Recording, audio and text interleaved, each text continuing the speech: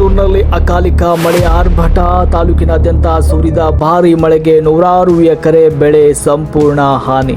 ತಿಪಟೂರು ತಾಲೂಕಿನಲ್ಲಿ ಇತ್ತೀಚೆಗೆ ಸುರಿದ ಅಕಾಲಿಕ ಭಾರೀ ಮಳೆ ಅನ್ನದಾತನ ಬದುಕನ್ನ ಬೀದಿಗೆ ತಳ್ಳಿದೆ. ಸಾಲ ಸೂಲ ಮಾಡಿ ಬೆಳೆದಿದ್ದ ನೂರಾರು ಎಕರೆ ಪ್ರದೇಶದ ಬೆಳೆಗಳು ಕಣ್ಣೆದುರೇ ನಾಶವಾಗಿದ್ದು ರೈತರು ಕಂಗಾಲಾಗಿದ್ದಾರೆ. ಸರ್ಕಾರದ ವಿಳಂಬ ನೀತಿಯ ನಡುವೆ ಈಗ ಜೆಡಿಎಸ್ ಮುಖಂಡರು ರೈತರ ಕಣ್ಣೀರು ಒರೆಸಲು ಮುಂದಾಗಿದ್ದಾರೆ. ಜೆಡಿಎಸ್ ನಾಯಕ ಕೆಟಿ ಶಾಂತಕುಮಾರ್ ಅವರು ತಾವೇ ಖುದ್ದಾಗಿ ಹಾನಿಗೊಳಗಾದ ಗದ್ದೆ ತೋಟಗಳಿಗೆ ಭೇಟಿ ನೀಡಿ ಸಂತ್ರಸ್ತ ರೈತರಿಗೆ ಸ್ಥಳದಲ್ಲೇ ವೈಯಕ್ತಿಕ ಧನ ಸಹಾಯ ಮಾಡುವ ಮೂಲಕ ಮಾನವೀಯತೆ ಮೆರೆದಿದ್ದಾರೆ. ಈ ಕುರಿತು ಒಂದು ವಿಸ್ತೃತ ವರದಿ ಇಲ್ಲಿದೆ ನೋಡಿ.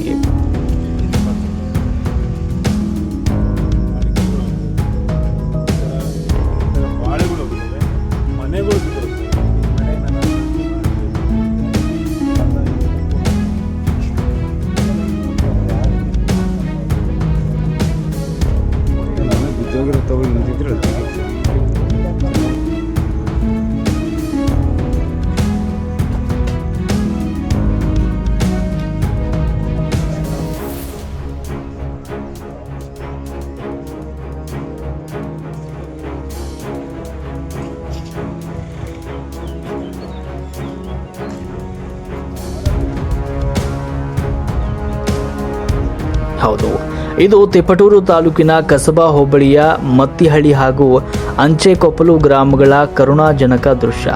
ಮಳೆಯ ಭೀಕರ ಆರ್ಭಟಕ್ಕೆ ಇಲ್ಲಿನ ರೈತರು ಕಷ್ಟಪಟ್ಟು ಬೆಳೆದಿದ್ದ ತೆಂಗು, ಅಡಿಕೆ, ಬಾಳೆ ಸೇರಿದಂತೆ ವಾಣಿಜ್ಯ ಬೆಳೆಗಳು ಸಂಪೂರ್ಣವಾಗಿ ನೆಲಕಚ್ಚಿವೆ.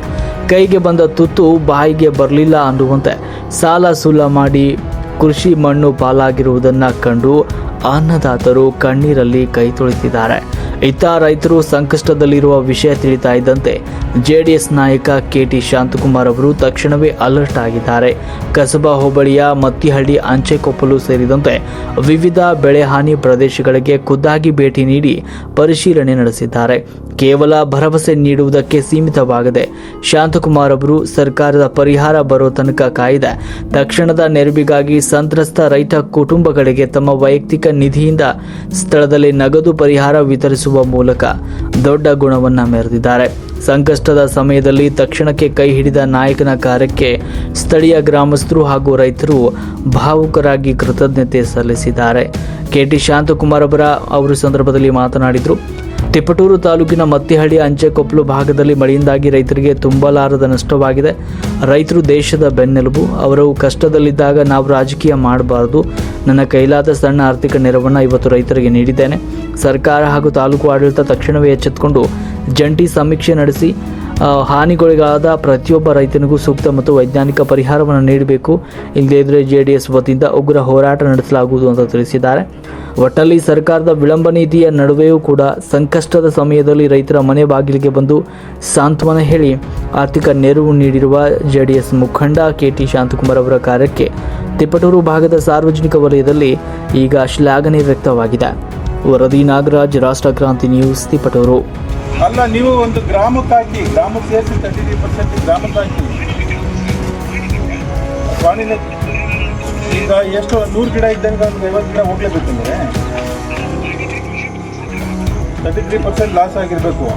ಹಂಗೆ ಅಲ್ಲ, ಈಗ ನೋಡಪ್ಪ, ಈಗ ಒಬ್ಬ ಬಡವ ಇರ್ತಾನೆ ಹಳ್ಳಿನಲ್ಲಿ, ಅವನದು ಇರೋದೇ 100 ಗಿಡ.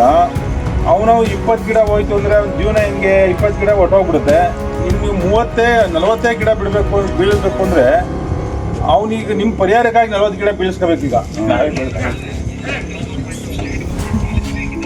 ಅದಕ್ಕೆ ಏನಾರ ಒಂದು ಇಲ್ಲ, ಬೇರೆ ಏನಾದ್ರು SDRF ಫಂಡಲ್ಲಿ ಏನಾರ ಏನು ಮಾಡ್ಬೋದು ಇವರಿಗೆ ದಯಮಾಡಿ. ಪಾಪ ತುಂಬ ಬಡವರೆಲ್ಲ ಬಿದ್ದಿರ್ತವೆ ಈಗ.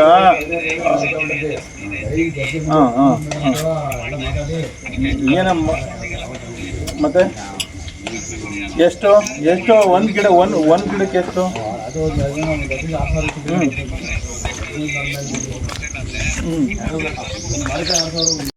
ಇವತ್ತು ಮಳೆ ಬಂದು ನಿರಂತರವಾಗಿ ಮಳೆ ತಿಪಟೂರು ತಾಲೂಕಲ್ಲಿ ಈಗಾಗಲೇ ಹಲವಾರು ಮಾಧ್ಯಮಗಳಲ್ಲಿ ಪ್ರಚಾರ ಆಗಿದೆ.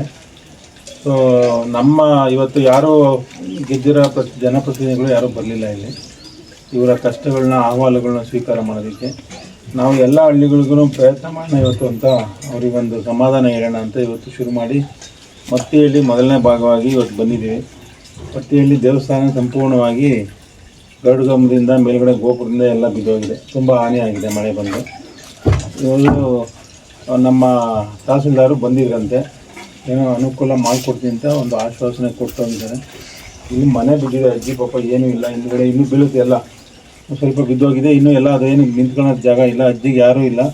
ವಾರಸ್ದಾರ ದುಡಿಮೆ ಅಜ್ಜಿಗೆ ಅನುಕೂಲ ಮಾಡಿ ಮನೆಗೆ ಏನಾರು ಒಂದು ಅನುಕೂಲ ಮಾಡೋದಕ್ಕೆ ಇವತ್ತು ತಹಸೀಲ್ದಾರ್ಗೆ ವಿಚಾರ ನಾನು ಮಾತಾಡಿ ಏನಾರು ಅನುವು ಮಾಡಿಕೊಟ್ಟು ಬೇರೆ ಅಲ್ಲಿ ಮುಂದೆ ಪ್ರೆಸ್ ಮೀಟ್ ಮಾಡೋಣ. ಹಲವಾರು ವಿಚಾರಗಳಿದೆ, ತಾಲೂಕಲ್ಲಿ ಏನೆಲ್ಲ ಆಗಿದ್ದಾವೆ ಅದ್ರ ಬಗ್ಗೆ ಒಂದು ನಿಮಗೆ ಸಂಪೂರ್ಣ ವರದಿ ಕೊಡ್ತೀನಿ. ಈಗ ಸದ್ಯಕ್ಕೆ ಅಜ್ಜಿಗೆ ನನ್ನ ಕಡೆಯಿಂದ ಒಂದು 5,000 ಕೊಟ್ಟಿರ್ತೀನಿ.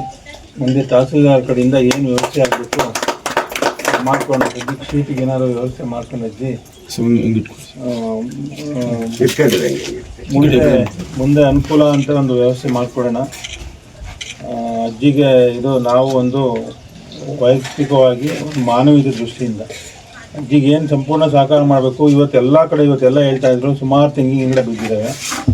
ನೀವು ಒಬ್ಬೊಬ್ರಿಗೆ ಅದು ಮಿನಿಮಮ್ 15 ಗಿಡ ಅಂತಂದರೆ ಹೆಂಗೆ ಮಾಡೋಕ್ಕಾಗುತ್ತೆ? ತಹಸೀಲ್ದಾರಿಗೆ ಮಾತಾಡ್ತೀನಿ, ಎಲ್ಲ ಊರಿನ ಸಂಪೂರ್ಣವಾಗಿ ಸೇರಿಸಿ ಒಟ್ಟಿಗೆ ಹಣ ಬಿಡುಗಡೆ ಆಗೋ ಥರ ಮಾಡಿ. SDRF ಫಂಡ್ ಇರುತ್ತೆ. ಇವತ್ತು ತಾತ್ಕಾಲಿಕವಾಗಿ ಶಾಸಕರು ಹೇಳಿ DC-ಯಿಂದ ತಾತ್ಕಾಲಿಕವಾಗಿ ಇಂಥ ಅನಿವಾರ್ಯ ಸ್ಥಿತಿನಲ್ಲಿ ಏನು ಬಿಡುಗಡೆ ಆಗಬೇಕು SDRF ಫಂಡಿಂದ ಬಿಡುಗಡೆ ಮಾಡಿಸಿ ಒಂದು 25 ಲಕ್ಷ ತಾಲೂಕಿಗಾದರೂ ಸಾಕು. ಎಲ್ರಿಗೂ ಪಾಪ ಮಾನವೀಯತೆಯಲ್ಲಿ ಏನಾರ ಒಂದು ಸ್ವಲ್ಪ ಕೊಟ್ಕೊಂಡು ಅವರಿಗೆ ಸಮಾಧಾನ ಮಾಡ್ಬೋದು. ಸೊ ಅಧಿಕಾರವನ್ನು ಮಾಡಿ ಶಾಸಕರಿಗೆ ಗಮನ ಹರಿಸ್ಬೇಕು. ಶಾಸಕರು ತಹಸೀಲ್ದಾರವೇ ಬಗ್ಗೆ ನಾನು ಮಾತಾಡ್ತೀನಿ. ಸದ್ಯಕ್ಕೆ ಅಜ್ಜಿಗೆ ನಾವು ಅಂತೇಳಿ ಅಂಚೆಕೊಪ್ಪಲವ್ರು ನಾವು ಕೃಷಿಕರು 5,000 ಬಾಳೆ ಹಾಕಿದ್ದೀವಿ. 5,000ದಲ್ಲಿ ಮೊನ್ನೆ ಗಾಳಿ ಬಂದು ನಮಗೆ 3,000 to 3,500 ಹಾನಿಯಾಗಿದೆ. ಇದು 2,800 ಬುಡದ ಬ್ಯಾಚು, ಇನ್ನೊಂದು ಕಡೆ 2,200 ಬುಡ ಇದೆ, ಅದು ಫುಲ್ಲು ವಾಶ್ಔಟ್ ಆಗಿದೆ. ಇದು ಬಿದ್ದಿರೋದು ಇದು ಈ ಥರ ಆಗಿದೆ. ಅಲ್ಲೇ ಗೊನೆ ಹೊಡೆಯೋ ಸ್ಟೇಜು ಆಲ್ರೆಡಿ ಗೊನೆ ಸ್ಟಾರ್ಟ್ ಆಗಿದ್ದಾವೆ. ಇಲ್ಲಿ ಏನು ಮಾಡೋಕ್ಕೆ ಬರಲ್ಲ, ಇದು ಮುಗೀತು ಅಷ್ಟೇ. ಯಾವ ಉಳ್ಕೊಂಡಿದ್ದಾವೆ ಒಂದು 500,000 ಏನೋ ಉಳ್ಕೊಂಡಿರ್ಬೇಕು, ಉಳ್ಕೊಂಡಿರೋದನ್ನು ನೋಡ್ಬೇಕಷ್ಟೆ. ಎಷ್ಟು ಲಾಸ್ ಆಗಿದೆ ನಿಮಗೆ ಸರ್? ನಮ್ದು ಏನು ಉಳ್ಕೊಂಡಿಲ್ಲ, ಅಮೌಂಟ್ ಲೆಕ್ಕದಲ್ಲಿ ಒಂದು 25 to 30 ಲಕ್ಷ ಲಾಸ್. ನಾವಿವತ್ತು ತಿಪ್ಟೂರು ಈಗೊಂದು ಬಹುಶಃ ಒಂದು 3-4 ದಿವಸದಿಂದ ನಿರಂತರವಾಗಿ ಮಳೆ ಬರ್ತಾ ಇದೆ. ಒಂದು 4 ದಿವಸ ಹಿಂದ್ಗಡೆ ತುಂಬ ಮಳೆ ಬಂದಿತ್ತು. ಈಗೊಂದು ವಾರ ಆಯಿತು ಅನಿಸುತ್ತೆ. ಗಾಳಿ ಮಳೆಗಿನ್ನ ತುಂಬ ಗಾಳಿ ಬಂದಿದೆ. ಸಾಧಾರಣ ಮಳೆ ಎಲ್ಲ ಕಡೆನೂ ತಿಪ್ಟೂರು ಭಾಗಶಃ 70% ಯಾವ ಹಳ್ಳಿಗೆ ಹೋದ್ರೂ ಎಲ್ಲ ಹಳ್ಳಿನಲ್ಲೂ ಮಳೆಯಿಂದ ಅವಾಂತರ ಜಾಸ್ತಿ ಆಗಿದೆ, ಗಾಳಿಯಿಂದ ಅವಾಂತರ ಜಾಸ್ತಿ ಆಗಿದೆ. ನಾನು ಅವತ್ತೇ ತಹಸೀಲ್ದಾರಿಗೆ ಫೋನ್ ಮಾಡಿದೆ. ಎಲ್ಲ ಹಳ್ಳಿಯಿಂದ ಫೋನ್ ಬಂತು, ತುಂಬ ಮಳೆಯಿಂದ ಅವಾಂತರಗಳಾಗಿದೆ, ತುಂಬ ಸಮಸ್ಯೆಗಳಾಗಿದ್ದಾವೆ ಅಂತಂದಾಗ ತಹಸೀಲ್ದಾರಿಗೆ ಇಮಿಡಿಯೇಟಾಗಿ ಫೋನ್ ಮಾಡಿದೆ. ದಯಮಾಡಿ ನೀವು ಎಲ್ಲ ಹಳ್ಳಿಗಳಿಗೂ ಭೇಟಿ ಮಾಡಿ ಅವರಿಗೆ ಏನು ಸರ್ಕಾರದಿಂದ ಅನುಕೂಲ ಆಗಬೇಕು ಅದು ಮಾಡಿಕೊಡೋದಕ್ಕೆ ಇವತ್ತೇ ಹೋಗಿ ಅಂತ ಫೋನ್ ಮಾಡಿದೆ. ಸೊ ನನ್ನ ಕಡೆಯಿಂದ ನಾನು ಅದನ್ನು ಸರ್ಕಾರದ ಲೆವೆಲಲ್ಲಿ ಏನು ಮಾಡ್ಬೋದು ಅವರಿಗೆ ತಲುಪಿದೆ. ಇವತ್ತಿನವರೆಗೂ ಶಾಸಕರು ಇಲ್ಲಿ ಬಂದಿಲ್ಲ, ಯಾವ ಊರಿಗೂ ಹೋಗಿಲ್ಲ. ಎಲ್ಲಿ ಅನಾಹುತಗಳಾಗಿದೆ, ಏನೆಲ್ಲ ಮಳೆ ಅವಾಂತರ ಆಗಿದೆ, ಜನಗಳನ್ನ ಭೇಟಿ ಮಾಡಿ ಅವರಿಗೆ ಒಂದು ಸಮಾಧಾನವಾಗಿ ಆತ್ಮವಿಶ್ವಾಸ ಮೂಡಿಸೋದಕ್ಕೆ ಸರ್ಕಾರ ಇದೆ, ಸರ್ಕಾರದಿಂದ ಏನಾರು ಅನುವು ಮಾಡಿಕೊಡೋದಕ್ಕೆ ಭರವಸೆಗಳ ಮಾತುಗಾಗಲಿ ಕನಿಷ್ಠ ಫೋನ್ಗಳಾಗಲಿ ಏನೂ ನಮ್ಮ ಶಾಸಕರಿಂದ ಏನೂ ಆಗಿಲ್ಲ. ಒಂದು ವಾರ ಆಯಿತು, ಪಾಪ ಜನ ಎಲ್ಲ ಇದೇ ರೀತಿ ಅವಾಂತರಗಳು ಸೃಷ್ಟಿಯಾಗಿದೆ ತಾಲೂಕಲ್ಲಿ. ನಾನು ಇವತ್ತು ಮತ್ತಿಹಳ್ಳಿಯಿಂದ ಶುರು ಮಾಡಿ ಮತ್ತಿಹಳ್ಳಿ, ಚಿಕ್ಕಬಿದ್ರೆ, ಗೌಡನಕಟ್ಟೆ, ಹಿಂಗೆ ಗೌಡನಕಟ್ಟೆಗೆ ಹೋಗ್ಬೇಕೀಗ, ಹಿಂಗೆ ಚಿಕ್ಕಬಿದ್ರೆ, ಹಿಂಗೆ ಇವತ್ತು ಒಟ್ಟು ಮಾಡಿಸೋದಕ್ಕೆ ಒಂದು 1,000 ರೂಪಾಯಿ ಒಟ್ಟಾಗುತ್ತೆ. ನಿಮ್ಮ 1,000 ರೂಪಾಯಿ ತಗೊಂಡು ಯಾರಿಗೆ ಬೇಕು ಇದಕ್ಕೆ ದಯಮಾಡಿ ಏನು ಮಾಡ್ತೀರಾ ಅವ್ರಿಗೆ ಕನಿಷ್ಠ ನೀವು ಎಲ್ಲ 6 ಲಕ್ಷ ಕೊಡಿ ಅಂತ ಅವ್ರು ಕೇಳಲ್ಲ. ಅಟ್ಲೀಸ್ಟ್ ಒಂದು 25-30 ಗಿಡ ಹೋಗಿರ್ತವೆ, ಅವ್ನಿಗೆ ದುಡ್ಡೇ ಕೊಡಲ್ಲ ಅಂದರೆ ಹೆಂಗೆ? ನೀವು ಅದಕ್ಕೆ ಏನು ಮಾಡ್ಬೋದು? 33% ಟಾರ್ಗೆಟ್ ಇಟ್ಕೊಂಡು ಇಷ್ಟೇ ಬೀಳಬೇಕು, ಇಷ್ಟೇ ಬಿದ್ದಿರಬೇಕು ಅನ್ನೋದು ಬೇಡ. ಎಲ್ಲವನ್ನೂ ಸೇರಿಸಿ, ಹಳ್ಳಿಯಿಂದ ಎಲ್ಲವನ್ನೂ ಸೇರಿಸಿ ಎಷ್ಟಾಗುತ್ತೆ ಅದಕ್ಕೆ 33% ಕನಿಷ್ಠ ಅಟ್ಲೀಸ್ಟ್ ಒಂದು 20 ಗಿಡ ಬಿದ್ದಿದ್ರೆ ಒಂದು 25,000 50,000 ತಾತ್ಕಾಲಿಕವಾಗಿ ರಿಲೀಫ್ ಮಾಡಿಕೊಟ್ರೆ ಏನೋ ಅನುಕೂಲ ಆಗುತ್ತೆ. ನೀವು 500, 100 ರೂಪಾಯಿ, 1,000 ರೂಪಾಯಿ ಕೊಟ್ಟರೆ ಯಾರು ಇದಕ್ಕೆ ಬೇಕಾಗಿಲ್ಲ, ನೀವು ಕೊಡೋದೇ ಬೇಕಾಗಿಲ್ಲ. ಅವರು ಸರ್ಕಾರನೇ ಇಲ್ಲ ಅಂತ ತಿಳ್ಕೊಂಬಿಡ್ತಾರೆ ರೈತರು. ದಯಮಾಡಿ ಅಂಥ ಕೆಲಸ ಮಾಡಿ ಅವ್ರ ರೈತರನ್ನ ಮರ್ಯಾದೆನೂ ಹಾಳು ಮಾಡಬೇಡಿ, ಮೌಲ್ಯಗಳನ್ನೂ ಹಾಳು ಮಾಡಬೇಡಿ. ನೀವು ಕನಿಷ್ಠ ಕೊಡೋಂಗಿದ್ರೆ ಪ್ರಜ್ಞೆ ಇಟ್ಕೊಂಡು ಕೊಟ್ಟು ಅವರಿಗೆ ಅನುಕೂಲ ಮಾಡೋ ರೀತಿಯಲ್ಲಿ ಮಾಡಿಕೊಡಿ ಅನ್ನೋದು ನಮ್ಮದು ಇವತ್ತು ಒತ್ತಾಸೆ. ಇವತ್ತಿಲ್ಲಿ ಒಂದು ಟ್ರಾನ್ಸ್ಫಾರಮ್ ಹಾಕ್ಸ್ಕೊಳಕ್ಕಾಗಲ್ಲ. ಇವತ್ತು ವಿದ್ಯುತ್ ಶಕ್ತಿ ಸಮಸ್ಯೆ ಬಿಡಿ, 3 ಫೇಸ್ ಅಂತೂ ಬರೋದೇ ಇಲ್ಲ. ಯಾವಾಗ ಅನುಕೂಲ ಅಂತೂ ರೈತರಿಗೆ ಅನುಕೂಲ ಮಾಡೋದಕ್ಕೆ ವಿದ್ಯುತ್ ಶಕ್ತಿನೂ ಸಮರ್ಪಕವಾಗಿ ಮಾಡಲಿಲ್ಲ. ಸೊ ಇವತ್ತು ಪಾಪ ರೈತರೆಲ್ಲ ನೊಂದೋಗಿದ್ದಾರೆ, ಎಲ್ಲ ಭಾಗದಲ್ಲೂ ಎಲ್ಲ ವಿದ್ದಲ್ಲೂ ರೈತರು ಹೋಗಿದ್ದಾರೆ. ಇಂಥ ಒಂದು ಅವಘಡಗಳು ಅನಾಹುತ ಪರಿಸ್ಥಿತಿ ಆದಾಗಲೂ SDRF ಇಂದ ಒಂದು ಅದಕ್ಕಾಗಿಯೇ ಮೀಸಲಿಟ್ಟಿರ್ತಾರೆ ಹಣನ, ತಾತ್ಕಾಲಿಕ ರಿಲೀಫ್ ಮಾಡೋದಕ್ಕೆ ಹಣ ಮೀಸಲಾಗಿರುತ್ತೆ. ಅದರಿಂದ ನಾವು ತಾವು DC ಹತ್ರ ಮಾತಾಡಿ ಅದರಿಂದ ಎಷ್ಟು ರಿಲೀಸ್ ಮಾಡಿಸ್ಕೊಡ್ಬೇಕು ನಮ್ಮ ತಾಲೂಕಲ್ಲಿ, ನೀವು ಒಂದು ಎಸ್ಟಿಮೇಟ್ ಮಾಡಿಸಿ, ತಹಸೀಲ್ದಾರಿಂದ ಎಸ್ಟಿಮೇಟ್ ಮಾಡಿಸಿ ಎಷ್ಟು ಅನಾಹುತಗಳಾಗಿದ್ದಾವೆ, ಎಷ್ಟು ನಮ್ಮ ಕಡೆಯಿಂದ ಸರ್ಕಾರದಿಂದ ಬಿಡುಗಡೆ ಮಾಡ್ಬೋದು. ತಾತ್ಕಾಲಿಕವಾಗಿ ಬಿಡುಗಡೆ ಮಾಡೋ ಅಂಥ ಒಂದು ಕನಿಷ್ಠ ಪ್ರಜ್ಞೆನಾರು ನಮ್ಮ ಶಾಸಕರು ತಗೊಳ್ಳಿ. ನಮ್ಮ ತಹಸೀಲ್ದಾರ್ ಅಧಿಕಾರಿ ಬಳಗಕ್ಕೆ ಅದರಿಂದ ಒಂದು ಗಮನ ಕೊಡೋದಕ್ಕೆ ಅವರು ನಿಂತ್ಕೊಂಡು ಬಂದರೆ ತಾನೆ. ಅವರು ಎಲ್ಲೋ ಕುತ್ಕೊಂಡಿದ್ರೆ ಏನಾಗುತ್ತೆ ಪಾಪ. ಅವ್ರಿಗೇನೋ ಶಾಸಕರು ಸಚಿವರಾಗಬೇಕು ಅಂತ ಇದ್ದಾರೆ, ಆಗಲಿ, ನಮ್ದೇನು ಅಭ್ಯಂತರ ಇಲ್ಲ. ನಮ್ಮ ತಾಲೂಕಲ್ಲಿ ಈಗಲೇ ಕೆಲಸ ಆಗ್ತಾ ಇಲ್ಲ, ಕನಿಷ್ಠ ಸಚಿವರಾದ್ರೆ ಆಗುತ್ತೆ. ಆದರೆ ನೋಡೋಣ, ಹೋಗ್ಲಿ, ನಮ್ದು ಅಭ್ಯಂತರ ಯಾವುದಿಲ್ಲ. ಒಳ್ಳೆ ಬೆಳವಣಿಗೆ ಆಗುತ್ತೆ ಅನ್ನಂಗಿದ್ರೆ ಮಾಡಿಕೊಡ್ಲಿ ಶಾಸಕರು. ಅದು ಬಿಟ್ಟು ಇಂಥ ಪರಿಸ್ಥಿತಿನಲ್ಲಿ ನೀವು ಬಂದು ಕುತ್ಕೋಬೇಕಲ್ವ. ತಾಲೂಕಲ್ಲಿ ಏನಾರ ಒಂದು ಅನಾಹುತಗಳು ಆದಾಗ SDRF ಇಂದ ಫಂಡ್ ಏನು ರಿಲೀಸ್ ಮಾಡ್ಬೋದು. ನೀವು ಯಾವಾಗಲೂ ವರ್ಷವಿಡೀ 3 ವರ್ಷ ಕಳೆದೋಯ್ತು. ಇನ್ನಾದರೂ ಒಂದು ರೈತರ ಪರವಾಗಿ ನಾವು ಇದೀವಿ ಅಂತ ಒಂದು ಸ್ವಲ್ಪ ತೋರಿಸ್ಕೊಳ್ಳೋದಕ್ಕೆ ಕೆಲಸಗಳಾರ ಮಾಡಿ ಅಂತ ನಮ್ಮದು.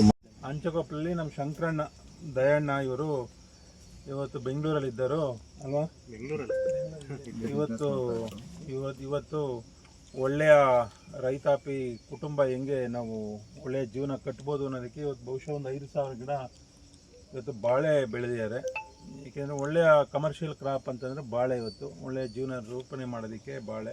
ಹಾಗಾಗಿ ಕನಿಷ್ಠ ಅವ್ರದ್ದೊಂದು 2,000 ಗಿಡ ಎಲ್ಲ ಹಿಂಗೆ ಹೋಗಿದೆ ನೋಡಿ. 2,000 ಗಿಡ ಎಲ್ಲ ಬಾಳೆ ಇವತ್ತು ಬೆಳೆದು ಹೋಗಿದ್ದಾವೆ. ಮಳೆಗೆ ಗಾಳಿಗೆ ಎಲ್ಲ ಬಿದ್ದೋಗಿದ್ದಾವೆ. ಅವ್ರು ಬೆಳೆದಿದ್ದ ಸಂಪೂರ್ಣ 2,000-3,000 ಗಿಡ ಬಾಳೆ ಬಿದ್ದೋಗಿದ್ದಾವೆ. ಇವತ್ತು ಸರ್ಕಾರ ಇದುವರೆಗಾಗಿ ಅವ್ರಿಗೇನು ಆತ್ಮವಿಶ್ವಾಸ ಮೂಡಿಸೋದಕ್ಕೆ ಅವ್ರಿಗೇನು ಮಾಡಿಕೊಡ್ಬೋದು ಸರ್ಕಾರದಿಂದ ಇದುವರೆಗಾಗಿಯೂ ಯಾವುದೇ ಏನೂ ಅನುಕೂಲಗಳಾಗಿಲ್ಲ. 5-6 ದಿವಸ ಆಯಿತು.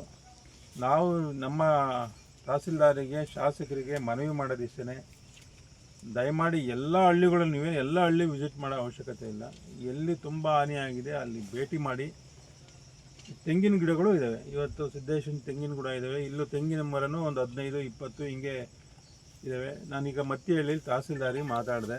ತಹಸೀಲ್ದಾರು ಹಿಂಗೆ ಹೇಳೋದು, ನಮ್ಮ ಪೋರ್ಟಲ್ ವೆಬ್ಸೈಟಲ್ಲಿ ಅದು ತಗೊಳೋದೇ 33% ತಗೊಳುತ್ತೆ. ಅಂದರೆ ಒಂದು ಹೆಕ್ಟೇರಿಗೆ 33% ತಗೊಳುತ್ತೆ. ನಾವು ಏನು ಮಾಡೋಕ್ಕಾಗಲ್ಲ. 15-20 ಗಿಡ ಬಿದ್ದರೆ ಅವ್ರ ಲೆಕ್ಕದಲ್ಲಿ ಏನಪ್ಪ ಅಂದರೆ ಇವ್ರು ತಗೋಬೇಕು ಅಂದರೆ ಇನ್ನೊಂದು 20 ಗಿಡ ಬೀಳಿಸ್ಬೇಕು, 40 ಗಿಡ ಬೀಳಿಸ್ಬೇಕು. ಆ ರೀತಿ ನಮ್ಮ ತಹಸೀಲ್ದಾರು ಪಾಪ ಅವರು ಏನು ಮಾಡೋಕ್ಕಾಗಲ್ಲ. ಹಂಗಾಗಿ ಇವಾಗ ಶಾಸಕರು DC ಹತ್ರ ಮಾತಾಡಬೇಕು. ಇವತ್ತು ತಾಲೂಕಲ್ಲಿ ಒಂದು ಹಳ್ಳಿಗೆ ಸಮರ್ಪಕವಾಗಿ ಒಂದು ಕೆಲವಾರು ಹಳ್ಳಿಗಳಲ್ಲಿ 500 ಗಿಡ ತನಕ ಬಿದ್ದಿದ್ದಾವೆ. ಒಬ್ಬರು 50, 30, 40, 708 ಬಿದ್ದಿದೆ. ಇವ್ರಿಗೊಂದು 2,000 ಬಾಳೆ ಬಿದ್ದಿದೆ. ಇವ್ರದ್ದು ಬಾಳೆ ಲಾಸ್ ಆಗಿದೆ. ಪಾಪ ಇವರಿಗೆಲ್ಲ ಯಾರು ಇದಕ್ಕೆ ಎಷ್ಟು ಖರ್ಚು ಮಾಡಿರ್ತಾರಲ್ವ ರೈತರೆಲ್ಲ. ಈಗ ರೈತರು ಬೆಳೆ ವಿಮೆನೂ ಮಾಡಿಸಿದ್ರು, ಬಾಳೆಗೆಲ್ಲ ಬೆಳೆ ವಿಮೆ ಬರೋದೂ ಇಲ್ಲ. ಪಾಪ ಅವ್ರಿಗೆ ಹೆಂಗೆ ಈ ಥರ ಕಮರ್ಷಿಯಲ್ ಕ್ರಾಪ್ ಒಂದು ಕಡೆ ನಾವು ಸರ್ಕಾರ ಹಾರ್ಟಿಕಲ್ಚರ್ ಡಿಪಾರ್ಟ್ಮೆಂಟು ಇವತ್ತು ಏನೆಲ್ಲ ನಾವು ರೈತರಿಗಾಗಿ, ರೈತರ ಪರವಾಗಿ, ಕಾಂಗ್ರೆಸ್ ಗೌರ್ಮೆಂಟ್ ಅಂತೂ ರೈತರ ಪರವಾಗಿ, ರೈತರ ವಿರುದ್ಧವಾಗೇ ನಡೀತಾ ಇದೆ ಇವತ್ತು.